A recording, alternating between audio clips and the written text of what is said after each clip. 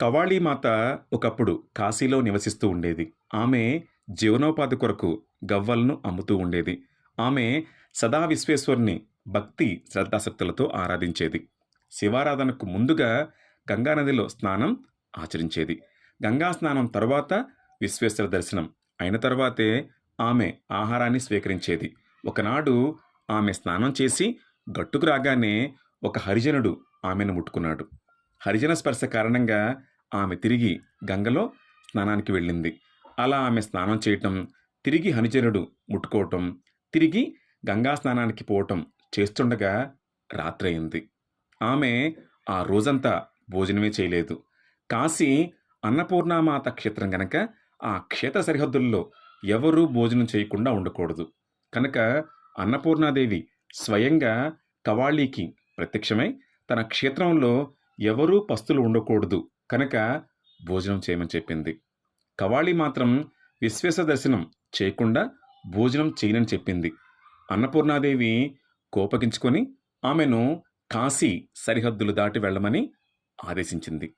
కవ్వాళి కాశీ సరిహద్దులు దాటి వెళ్ళినా ఆమె విశ్వేశ్వర దర్శనం చేయలేకపోయినందున చింతిస్తూ శివుని గురించి తపస్సు చేసింది. ఆమెకు శివుడు ప్రత్యక్షం కాగానే ఆమె, ఈశ్వర, నా భక్తిలో లోపమేమిటి? నన్నిలా కాశీ నుంచి పంపిన తరువాత నేనిక్క నీ దర్శనం ఎలా చేయగలను అని ఆవేదన పడింది. ఈశ్వరుడు, కవ్వాళి, నీ భక్తి తిరుగులేనిది. అయినప్పటికీ హరిజనుడు ముట్టుకున్నాడని తిరిగి స్నానం చేయటం అపరాధమే. నాకు హరిజనులు పురజనులే కాదు, సకల ప్రాణులు ఒక్కటే. ఎవరైనా నన్ను ముట్టుకొని నమస్కరించటానికి అర్హులే. నీవు హరిజన స్పర్శ అపవిత్రమని భావించి చేసిన అపరాధానికే ఈ దండం లభించింది. అయినప్పటికీ నీ భక్తికి తపస్సుకి మెచ్చి నీకు ఒక వరాన్నిస్తాను. ఇక మీదట నా భక్తులు నన్ను సందర్శించిన ఫలితం నీకిస్తాను. భక్తులు నీకు కానుకలు సమర్పించి వారి దర్శన ఫలితాలను తిరిగి పొందగలరు అని చెప్పి అదృశ్యమయ్యాడు. అప్పటినుంచి కవ్వాళి మాత అయింది.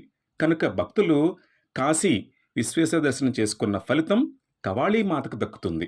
అందుకు పరిహారంగా భక్తులు కవ్వాళి మాత దర్శనం చేసుకుని ఆమెతో, ఈ గవ్వలు నీకు సమర్పిస్తున్నాను, కాశీ ఫలితం నాకివ్వు అని ప్రార్థించిన భక్తులకు కాశీ ఫలితాన్ని దక్కుతుందని విశ్వసిస్తారు. కనుక కాశీ విశ్వేశ్వర దర్శనం చేసుకున్న భక్తులు కవ్వాళి మాతను కూడా తప్పకుండా దర్శించాలి. కవ్వాళి మాత కాశీనగర గ్రామదేవత. శంభో శంకర, హర హర మహాదేవ.